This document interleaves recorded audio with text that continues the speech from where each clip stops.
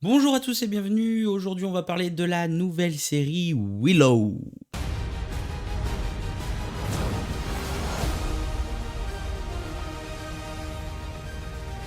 Alors, qu'est-ce que c'est Willow? C'est une série qui est tirée du film Willow qui était sorti en 88. Et donc ici, la série nous présente une suite au film.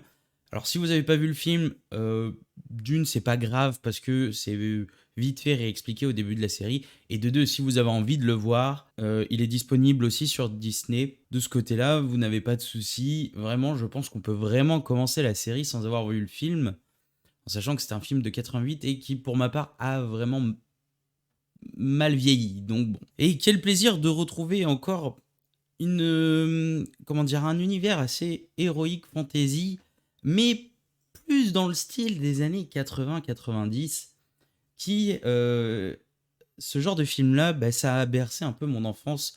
J'en ai regardé des tonnes et des tonnes quand j'étais gamin.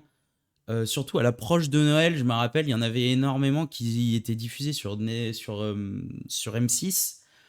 Plein de films comme ça, d'héroïque, fantasy. Il y avait Il était une fois, il y avait L'Histoire sans fin. Plein de films comme ça qui, quand j'étais gamin, ils paraissaient pas si vieux que ça, même si ils venaient pas tout juste de sortir. Ils avaient bien 10-15 ans déjà. Mais toute cette féerie, comment ça t'emporte dans un certain univers. Et je trouvais ça tellement agréable et ça te transposait totalement ailleurs de la réalité. Et c'est pour ça que, de revoir une série Willow, moi je me suis dit, putain, génial, on va retrouver l'ambiance qu'on avait dans le film. Donc bon, je vais pas vous faire l'offense de vous résumer les deux premiers épisodes, tous les deux d'une durée d'à peu près 50 minutes, mais voilà, on retrouve la reine Sorcha, toujours jouée par Joanne Wiley. On retrouve bien évidemment Willow avec Warwick Davis. Et on voit donc les enfants de Sorcha, donc qui sont Kit, sa fille, ainsi que Erk. Et le postulat de départ est que le royaume dont est la reine Sorcha se fait attaquer par des Gale et son fils Erk se fait capturer et elle décide d'envoyer une sorte d'équipe à la recherche de son fils, qui est composé donc de Kit, de son comment dire ex-futur mari elle devait se marier, donc Graydon Astur, qui est joué par Tony Revolori, qui est le détestable Flash Thompson des Spider-Man avec Tom Holland. Ils sont aussi accompagnés de Traxus Borman, de Jade Claymore, qui entretient une petite amourette avec Kit, et aussi de Dove, donc la courtisane de Herc, qui va se révéler être Elora Danan, celle dont Willow devait protéger la vie contre la grande prêtresse, la grande sorcière, en fait, la grande méchante qu'il y a dans ce monde-là. Et Willow ainsi que Sorcha ont eu des visions comme quoi elle allait revenir et que ça serait donc le point de départ avec l'enlèvement de Herc. Ils décident donc de retrouver Willow et ainsi de partir à l'aventure dans des contrées lointaines afin de retrouver Herc qui a été enlevé. Pour ma part, qu'est-ce que j'en ai pensé? Eh bien, c'est que les deux épisodes étaient de bonne facture. J'ai pas été relativement surpris. C'était plus de la nostalgie de revoir des grandes contrées comme ça. Ça a été tourné au pays de Galles comme à l'époque. Donc on voit de grandes plaines verdoyantes, on voit des paysages magnifiques. Le seul truc, le petit bémol qui me dérangerait, parce qu'on voit aussi, on voit aussi, comment dire, l'ambiance un peu quand ils sont avec les nains, donc les Nelwyn. Elle est toujours autant pareil, ça fait un peu cocon, un peu confidentiel.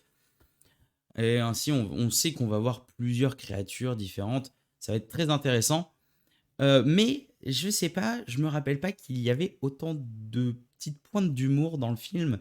Et ça, j'ai peur que ça soit la patte Disney qui fasse que on se retrouve avec de l'humour, même dans Willow. Alors, c'était pas un ton très sérieux, effectivement, mais Willow n'était pas aussi blagueur ainsi que les autres ainsi que les autres personnages. Donc je sais pas, j'arrive pas à... Ça m'a un peu choqué certaines fois. Et donc pendant toute cette péripétie, forcément, il faut trouver une occupation à faire à nos protagonistes. Et celle de Willow va être d'inculquer donc la magie à Elora Danan.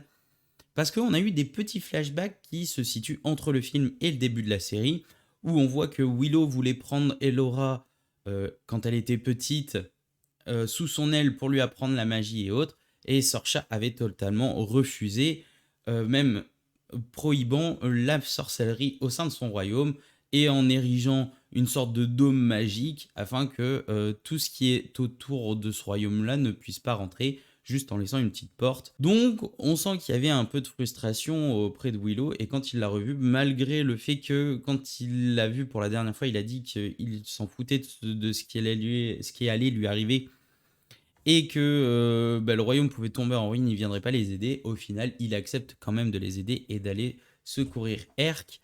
En tout cas, c'était 2 très bons épisodes. Pas grand-chose non plus à dire. Quelques petites références aux anciens films. Mais en tout cas, on retrouve cette nostalgie, on retrouve cette ambiance. S'il vous plaît, enlevez juste un peu l'humour et on est parfait. Après, je n'ai pas été surpris parce qu'au final, on reprend une ancienne licence comme à peu près tout ce qu'on voit aujourd'hui, hein, on ne voit aucune nouvelle licence. Donc, pour l'instant, je n'ai pas été surpris, mais c'est agréable à suivre, c'est agréable à regarder. Sur ce, je vous retrouve à la semaine prochaine pour les nouveaux épisodes. Tchuss!